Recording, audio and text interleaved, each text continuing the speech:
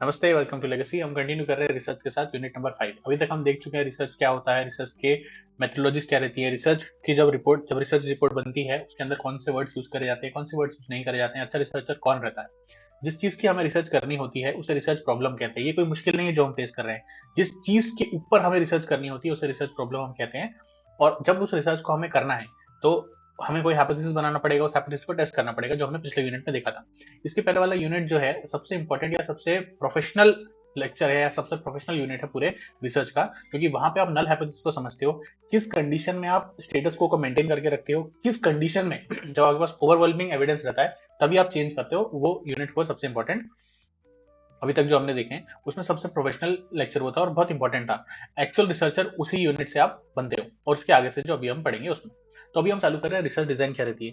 Research design क्या होती है, जब हम रिसर्च करने वाले होते हैं तो किस चीज की हमें रिसर्च करनी है वो हमें पता चल चुका है, लेकिन अब जब हम रिसर्च चालू करने वाले हैं तो क्या रिसर्च करेंगे, क्या हमारा टारगेट ग्रुप है, क्या हमारा विजन है, क्या हमारी स्ट्रेटेजी है, क्या हमारी प्लानिंग है, हम डेटा कलेक्ट कैसे करेंगे, उसको कोरिलेट कैसे करेंगे, हमारा एंड गोल क्या है, और जो डेटा हमारे पास आ जाएगा उसका एनालिसिस करने के लिए हम कौन सी मेथड को यूज करेंगे।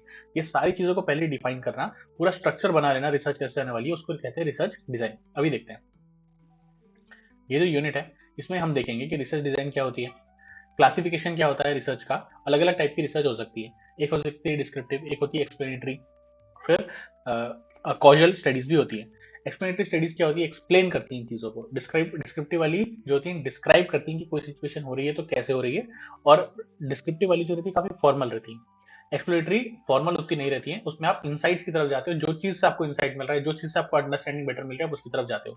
और कॉजल स्टडीज क्या रहती है, कॉज एंड इफेक्ट रिलेशनशिप को एक्सप्लेन करती हैं कि अगर एक डिपेंडेंट वेरिएबल है तो उसमें जो चेंज हो रहा है वो इंडिपेंडेंट वेरिएबल की वजह से हो रहा है, तो कितना इनपुट की वजह से कितना आउटपुट आता है वो कॉज एंड इफेक्ट रिलेशनशिप बताता है, वो कॉजल स्टडीज कहते हैं। ठीक है, नाउ लेट्स स्टार्ट। इंट्रोडक्शन क्या हुआ कि जब आपको एक बार पता चल चुका है कि रिसर्च प्रॉब्लम आपकी क्या है, मतलब किस चीज के ऊपर रिसर्च करनी है, ये चीज आपने डिफाइन कर ली है, उसके बाद रिसर्च करनी कैसे है उसे कहते हैं रिसर्च डिजाइन। जो प्रिपरेशन है रिसर्च डिजाइन का ऑफ द रिसर्च प्रोजेक्ट उसे कहते हैं research design. All an understanding of the fundamentals of research design अगर आपके पास है तो आपको ईज होती है रिसर्चर को डिजाइन करने के लिए पूरी प्रोसीजर को इस तरीके से कि जो प्रॉब्लम इन हैंड है वो सॉल्व हो जाए। तो रिसर्च डिजाइन एक अरेंजमेंट है, जितनी भी कंडीशन है आपके पास कलेक्शन ऑफ डेटा का, एनालिसिस ऑफ डेटा का, उसको इस तरीके से आप अरेंज करो कि आपका जो ओवरऑल रिसर्च का पर्पस है वो पूरा हो जाए विद इकोनॉमी इन प्रोसीजर।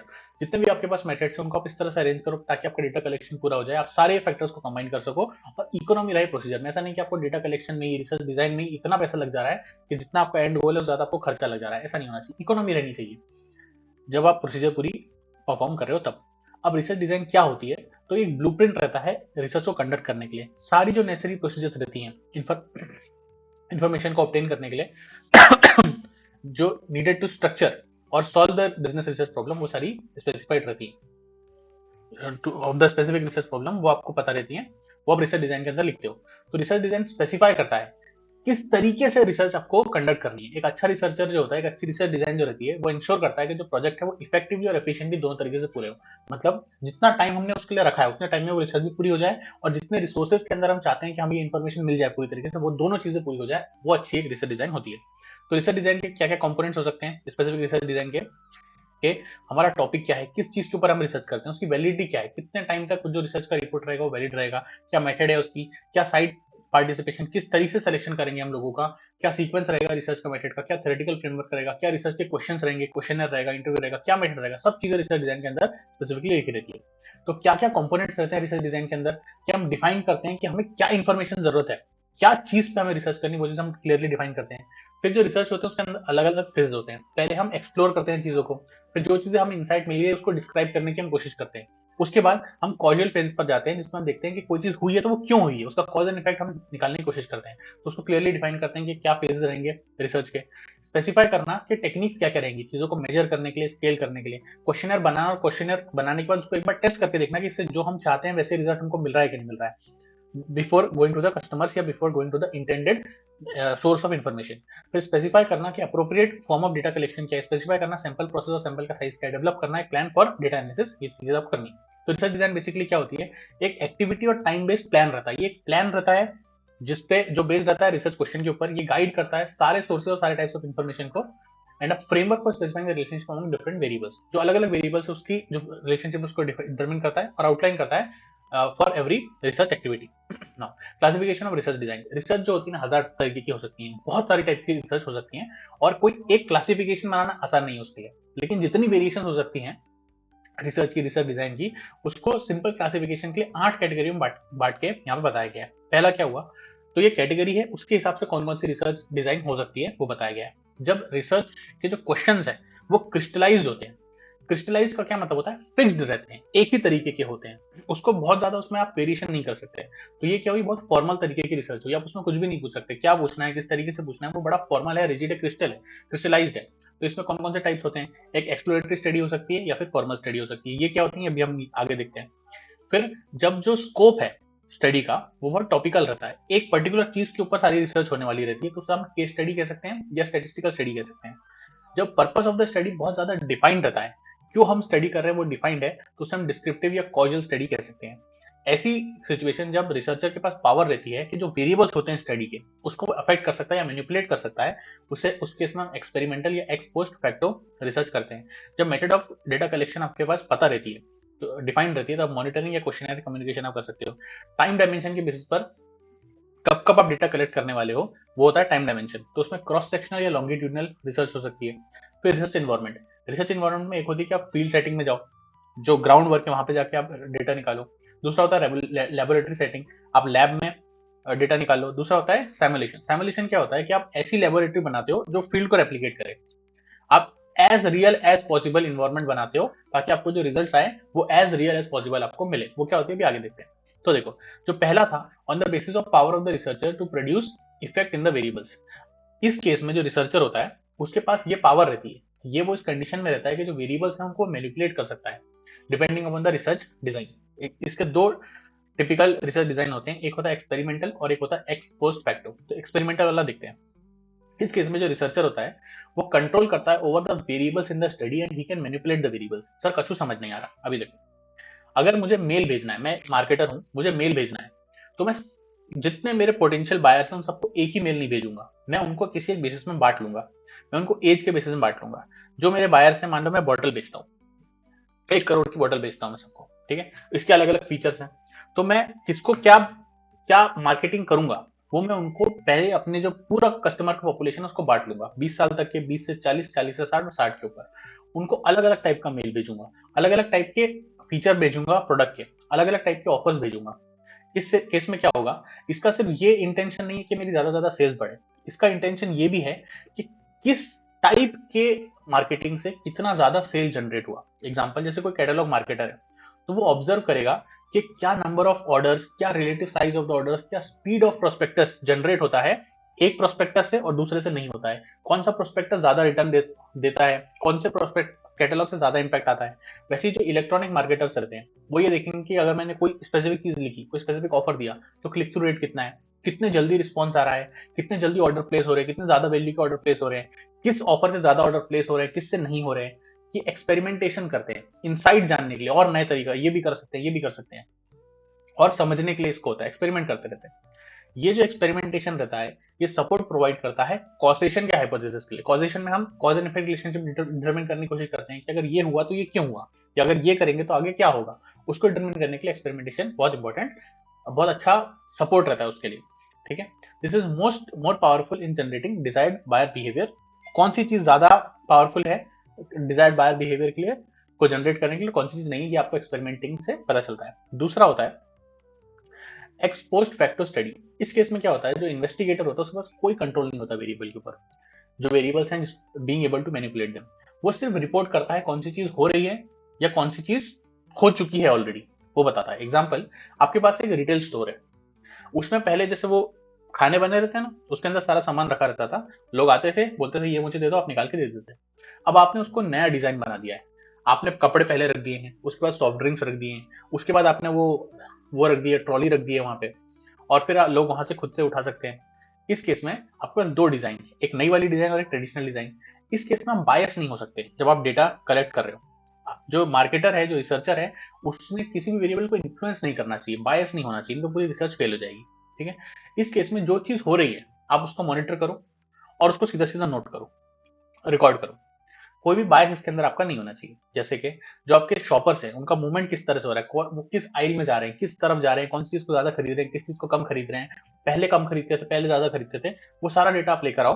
फिर दोनों चीजों को कंपेयर करो, उससे आपको पता चलेगा कि जो नई डिजाइन आपने बनाई है वो काम कर रही है या नहीं कर रही है। अगर कर रही है तो आगे भी करना, नहीं कर रही है तो उसमें कुछ चेंजेस कर देंगे। ठीक है, तो इसमें बायस नहीं हो सकता, इसमें आप एट अ टाइम मैनिपुलेट किसी भी वेरिएबल को नहीं कर सकते हो। दूसरा, on the basis of time dimension. Time dimension के बेसिस पर एक होती है क्रॉस सेक्शनल और एक होती है लॉन्गिट्यूडनल। क्रॉस सेक्शनल के भी दो टाइप होते हैं, एक सिंगल और एक मल्टीपल क्रॉस सेक्शनल। तो देखो, क्रॉस सेक्शनल स्टडीज क्या होती है, जहां पे आप डेटा को कलेक्ट करते हो for any given sample of population elements only once. एक ही बार आप डेटा उसका कलेक्ट करते हो। ये सिंगल क्रॉस सेक्शनल भी हो सकती है, मल्टीपल क्रॉस सेक्शनल भी हो सकती है। सिंगल क्रॉस सेक्शनल में क्या होता है कि जो आप पूरी पॉपुलेशन में से एक सैंपल निकालते हो और उससे इंफॉर्मेशन ड्रॉ करते हो सिर्फ एक बार, इसे कहते हैं सैंपल सर्वे रिसर्च डिजाइन, इसका नाम है ये। और मल्टीपल क्रॉस सेक्शनल क्या होता है, जब आप एक ही पॉपुलेशन में से दो या उससे ज्यादा सैंपल निकालते हो और हर एक सैंपल से सिर्फ एक बार डेटा डेटा निकालते हो।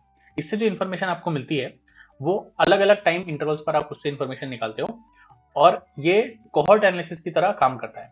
ये क्रॉस सेक्शनल एनालिसिस रहता है, डिजाइन रहता है, जो कंसिस्ट करता है सीरीज ऑफ सर्वेज। आप बहुत सारे सर्वेज अप्रोप्रिएट टाइम इंटरवल्स पे करते हो, एक ग्रुप ऑफ इंडिविजुअल से जो एक्सपीरियंस करते हैं same event with in the same time interval. बहुत सारे रिस्पॉन्डेंट्स हैं, उनसे आप अलग अलग, उनके साथ सेम चीज हो रही है, उनसे आप थोड़े थोड़े टाइम में उस सैंपल वाले लोगों से आप इन्फॉर्मेशन निकालते हो ताकि आपको पता चले कि विद टाइम कितना चेंजेस आ रहा है। उसे कहते हैं मल्टी क्रॉस सेक्शनल डिजाइन। अभी लॉन्गिट्यूडनल स्टडीज, लॉन्गिट्यूडनल स्टडीज वो होती हैं जिसमें जो सैंपल आपका फिक्स रहता है वो आप रिपीटेडली उसको मेजर करते हो।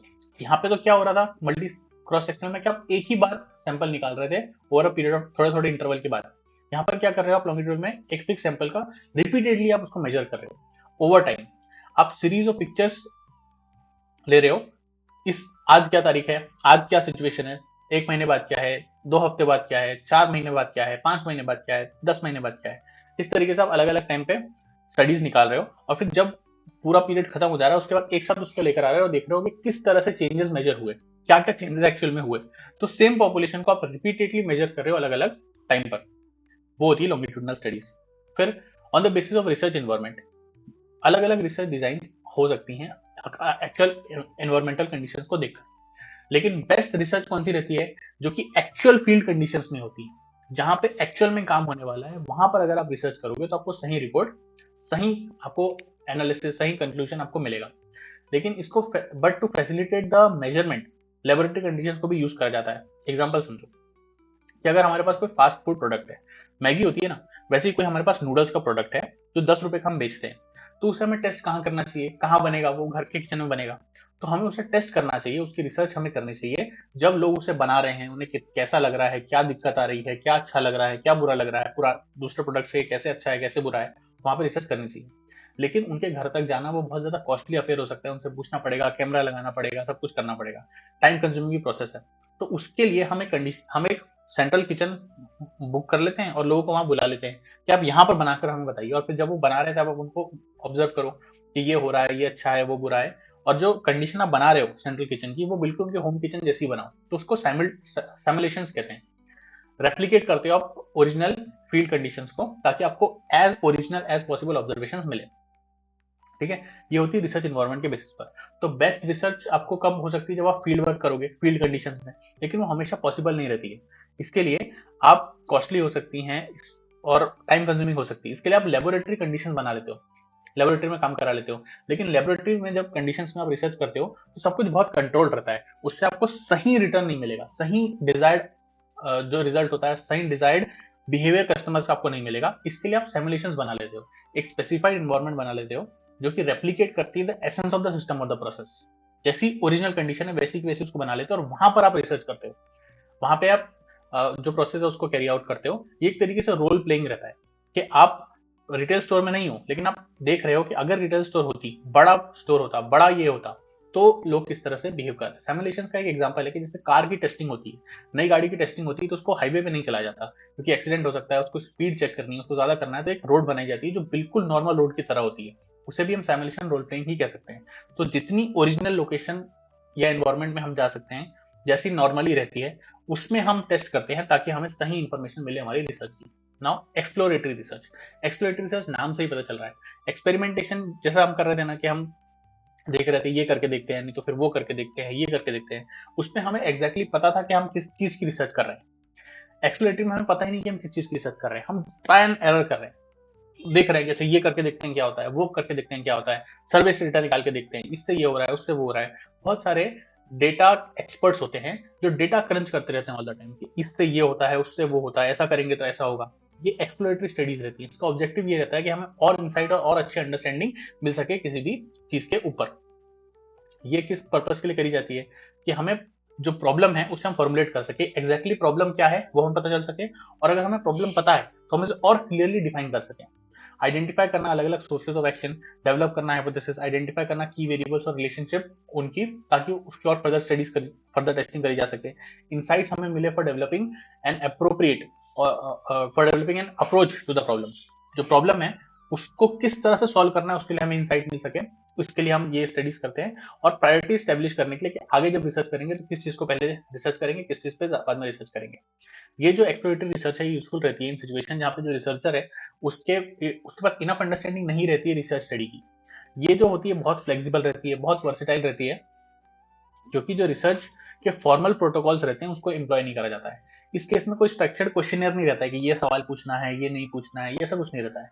कोई बहुत बड़ा सैंपल नहीं रहता है, कोई प्रोबेबिलिटी के प्लान्स नहीं रहते हैं। यहाँ पर आप सिर्फ नए आइडियाज, नए इंसाइट्स के बेसिस पर चीजों को डिस्कवर करने के हिसाब से, इंसाइट्स जनरेट करने के हिसाब से करते रहते हो। यहाँ पे क्रिएटिविटी और इंजेन्युइटी ऑफ द रिसर्चर सबसे इंपॉर्टेंट रोल प्ले करता है एक्सप्लोरेटरी रिसर्च के अंदर। इसकी 3 टेक्निक्स होती हैं। पहली क्या, क्वालिटेटिव एनालिसिस। आपको डेटा तो मिल गया, लेकिन क्वालिटेटिव एनालिसिस करो आप डेटा का कि आपको जो डेटा मिला है सही मिला है कि नहीं मिला है।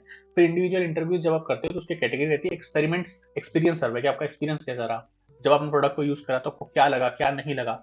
और एक होता है ग्रुप इंटरव्यू, जिसमें जो लाइक माइंडेड लोग हैं जिनके पास थोड़ा नॉलेज होता है about the condition, about the product, about the problem, उनके साथ बैठते हो, फोकस ग्रुप बनाते हो और ग्रुप डिस्कशन करते हो, उनसे पूछते हो और क्या करा जा सकता है, क्या सही था क्या गलत था, ऐसा आप उनसे डिस्कशन से सोल्यूशन और निकाल सकते हो ना। अगला होता है डिस्क्रिप्टिव स्टडीज। एक्सप्लोरेटरी स्टडीज के बाद आती है डिस्क्रिप्टिव स्टडीज। आपने एक्सप्लोर करके प्रॉब्लम बना ली, अब आपको सब कुछ पता है प्रॉब्लम क्या, आपको इन डेप्थ उस पर आपको रिसर्च करनी है, तो उसके बाद आप डिस्क्रिप्टिव स्टडीज करते हो। डिस्क्रिप्टिव स्टडी किसी चीज को डिस्क्राइब करती है। वाह, डिस्क्रिप्टिव स्टडी डिस्क्राइब करती है मतलब नॉर्मली जो मार्केट कैरेक्टरिस्टिक्स होती है, मार्केट के फंक्शंस होती है, उसको एग्जैक्टली डिफाइन करती है।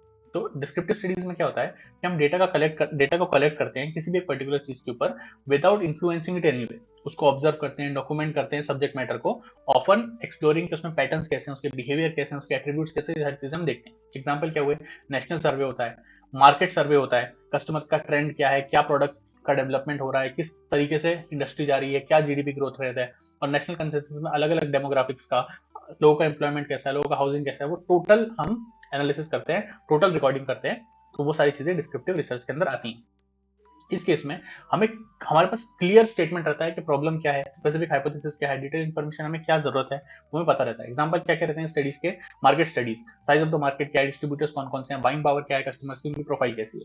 मार्केट शेयर की स्टडीज मतलब हमारा सेल्स कंपनी का और कंप्यूटर का सेल्स कितना है, हमारा sales to the proportion of industry कितना है, ये सब हमें स्पेसिफिकली पता होता है कि हमें क्या रिसर्च करनी है और अभी हमारे पास क्या क्या डेटा अवेलेबल है, हमें क्लियरली पता होता है। सेल्स एनालिसिस का डेटा, सेल्स हम प्रोडक्ट लाइन के थ्रू कर सकते हैं कि कौन सा प्रोडक्ट कितना बिक रहा है, या जोग्राफिकल रीजन के हिसाब से महाराष्ट्र में कितना बिक रहा है, तमिलनाडु में कितना बिक रहा है। इमेज स्टडीज, इस केस में जो फर्म है, जो कंपनी है, उसका परसेप्शन किस तरह है लोगों के बीच में, उसके प्रोडक्ट का परसेप्शन कैसा है। टाटा का परसेप्शन ऐसा है कि टाटा की जो कार होती है वो अगर खंबे से टकराएगी तो खंबा टूट जाएगा, ये उस प्रोडक्ट का परसेप्शन है, ये उसकी इमेज है, तो उस पर भी हम रिसर्च करते हैं। अदर एग्जाम्पल क्या हुआ कि advertising studies, pricing studies, distribution studies etcetera, ये चीजें आप करते हो।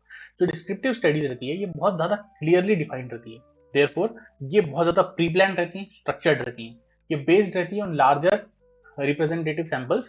There are formal research designs जो स्पेसिफाई करती हैं methods for selecting the source of information and collecting the data. एक जो डिस्क्रिप्टिव डिजाइन रहती है उसमें क्लियर स्पेसिफिकेशन आपको करना पड़ता है 6 चीजों का। कौन कौन सा, who, what, where, when, why and the way। इसमें क्या होगा, who मतलब किसका आप रिसर्च करोगे, किससे आप पूछोगे, किसके कौन सा आपका टारगेट कस्टमर ग्रुप है, what क्या एक्शन आप लोगे, किस तरीके से आप रिसर्च करोगे, where किस जगह पे आप रिसर्च करने वाले हो, क्या टाइम पे आप रिसर्च, कितना टाइम है रिसर्च का, किस जगह पे किस वक्त पे आप रिसर्च करने वाले हो, क्या रीजन है, क्या आपका एंड गोल है, और क्या मेथड आप यूज करोगे रिसर्च इंफॉर्मेशन को निकालने के लिए। अगली स्टडीज होती है कॉजल स्टडीज। कैजुअल नहीं है ये, कॉजल स्टडीज। कॉजल स्टडी का मतलब होता है एक वेरिएबल और दूसरे वेरिएबल के बीच में हम कोरिलेशन बिठाने की कोशिश करते हैं। मतलब एग्जांपल समझो, अगर कोई चीज हुई है और उसके साथ दूसरी चीज भी हुई है, तो हम स्टडी करने की कोशिश करते हैं कि ये चीज हुई, इसकी वजह से ये हुआ, तो अगर हम ये नहीं करेंगे तो वो नहीं होगा। सर कुछ समझ नहीं आ रहा है। देखो, अगर कोई बैंक है जिसमें आपको अच्छा रिटर्न नहीं मिल रहा है, एफडी का इंटरेस्ट आपको अच्छा नहीं मिल रहा है, वहां के एम्प्लॉयज भी अच्छे से बात नहीं करते हैं, पूरे टाइम लंच टाइम पे बैठे रहते हैं, उस केस में प्रोबेबिलिटी बहुत ज्यादा है कि जो लोग हैं वो किसी दूसरे बैंक में स्विच कर जाएंगे, अपना अकाउंट यहाँ पे क्लोज कर देंगे। लेकिन एक अच्छे रिसर्चर को हमेशा इस पर डायरेक्टली बिलीव नहीं करना चाहिए। कई कई बार ऐसा होता है कि दो चीजें एक ही साथ में पैरेलली हो रही हैं, लेकिन उनमें आपस में कोई रिलेशन नहीं है, कोई रिलेशनशिप नहीं है, कोई कॉज एंड इफेक्ट रिलेशनशिप नहीं है। एग्जांपल, कई कई बार क्या होता है कि जो ऐसी चीजें देखी गई हैं कि जैसे जैसे टेलीफोन के पोल्स लग रहे थे, वैसे वैसे लोगों की डेथ भी होती जा रही थी, लोगों को हार्ट अटैक भी आते जा रहे थे। जैसे जैसे लोग मरते, जो लोग शादी नहीं कर रहे थे, उनका डेथ रेट बहुत ज्यादा था एक पर्टिकुलर मंथ के अंदर। तो ये चीजें प्योर कोइंसिडेंस है। ऐसा नहीं है कि अगर कोई टेलीफोन पोल्स लगा रहा है तो उसकी वजह से हार्ट अटैक आ रहा है। ऐसा नहीं है कि अगर कोई शादी नहीं कर रहा है तो उसकी वजह से लोगों की डेथ हो रही है। ऐसा बिल्कुल नहीं है, ये प्योर कोइंसिडेंस होता है। और एक अच्छे रिसर्चर को इन कोइंसिडेंसेस को हटा देना चाहिए। तो उसको कॉजल स्टडी में किस चीज की स्टडी करनी है? ऐसा कोई रिलेशनशिप, ऐसा कोई वेरिएबल जो कि किसी और चीज पे डिपेंडेंट है। एग्जाम्पल, कोई एक ए है जो बी को किस तरीके से इन्फ्लुएंस करता है, तो मैं इन दोनों की रिलेशनशिप को स्टडी करूंगा। अगर ए की वजह से बी कोई चीज कर रहा है या कर पा रहा है, तो फिर मैं इन दोनों की रिलेशनशिप को स्टडी करूंगा। अगर डिपेंडेंट और इंडिपेंडेंट वेरिएबल की रिलेशनशिप है तो ही मैं कॉजल स्टडी करूंगा, वरना वो प्योरली कोइंसिडेंटल हो सकती है, उससे कोई इंसाइट नहीं मिलने वाली है। ठीक है, this may not happen in reality as it is written above. जो पहले एग्जांपल थे वो इंपीरिकली प्रयोग सिद्ध जो चीजें रहती हैं, हम उसी को कॉज एंड इफेक्ट रिलेशनशिप उसकी निकालेंगे। तो these conclusions are of the statements with probability based on observations. We conclude what is likely to happen. Many marketing studies seeks not only how variables change in descriptive fashion but why. ये जो हम study कर रहे हैं dependent और independent variable की, इसमें सबसे इंपॉर्टेंट चीज ये नहीं होती कि चेंज हो रहा है या नहीं हो रहा है, ये समझने की कोशिश होती है कि चेंज क्यों हो रहा है, किस रीजन से, जो इफेक्ट आया उसका कॉज क्या है। अगर हमें उसका कॉज समझ में आ गया तो हम उसे समझ पाएंगे, किसी और को एक्सप्लेन कर पाएंगे, और सबसे इंपॉर्टेंटली प्रिडिक्ट कर पाएंगे कि अगली बार जब सेम चीज होगी तो उसको हमारे बिजनेस के फायदे के लिए, हमारी फर्म के फायदे के लिए यूज कर सकते हैं। तो इसमें जो अलग अलग वेरिएबल्स रहते हैं उनकी रिलेशनशिप रहती है आपस में, तीन टाइप की हो सकती है। एक होती है सिमेट्रिकल, फिर होती है रेसिप्रोकल, फिर होती है असिमेट्रिक। सिमेट्रिकल में क्या होता है कि दो वेरिएबल्स हैं आपके पास, ये एक दूसरे को बिल्कुल अफेक्ट नहीं करते हैं, एक दूसरे बिल्कुल अलग रहते हैं, वो होती है सिमेट्रिकल रिलेशनशिप। इसमें कॉज एंड इफेक्ट रिलेशनशिप नहीं देखी जाती है। फिर रेसिप्रोकल रिलेशनशिप रहती है कि दोनों एक दूसरे पे म्यूचुअल इन्फ्लुएंस करते हैं, ये भी इस पे करता है, ये भी इस पे करता है, कॉफी पियोगे तो चाय नहीं पियोगे, चाय पियोगे तो कॉफी नहीं पियोगे, ऐसी चीज होती है। असिमेट्रिक रिलेशनशिप क्या रहती है? जिसमें एक वेरिएबल जो इंडिपेंडेंट रहता है, ये वाला बंदा, ये दूसरा वेरिएबल इस पे कोई इफेक्ट नहीं डालता, ये जो इंडिपेंडेंट वेरिएबल है वो सारा इन्फ्लुएंस डालता है दूसरे बंदे पे और उसकी वजह से वो चेंज होता है, तो ये होता है डिपेंडेंट वेरिएबल। फिर हम इसकी रिलेशनशिप क्लियरली डिफाइन करते हैं कि ये इंडिपेंडेंट है, ये डिपेंडेंट है, इसको अगर बदला तो इतना बदलेगा, ये इस प्रोपोर्शन से कम होगा तो ये इस प्रोपोर्शन से बढ़ेगा या कम होगा, इनकी रिलेशनशिप हम बताते हैं। जो इंडिपेंडेंट वेरिएबल डिपेंडेंट वेरिएबल उसको हम आइडेंटिफाई करते हैं, लेकिन प्रैक्टिकली उसे आइडेंटिफाई करना बहुत मुश्किल रहता है। वो हायर रिसर्चर्स का काम रहता है कि कौन सी चीज डिपेंडेंट है, कौन सी चीज इंडिपेंडेंट है, उसके लिए आपको अच्छा रिसर्च बनना पड़ता है, जिसके लिए हम ये पढ़ रहे हैं। This was the chapter, take care. मेरा ये चैनल सब्सक्राइब करें और मेरे हर अपडेट आपको मिले, इसके लिए बेल आइकन जरूर दबाइएगा। आप सभी को मेरी ढेर सारी शुभकामनाएं।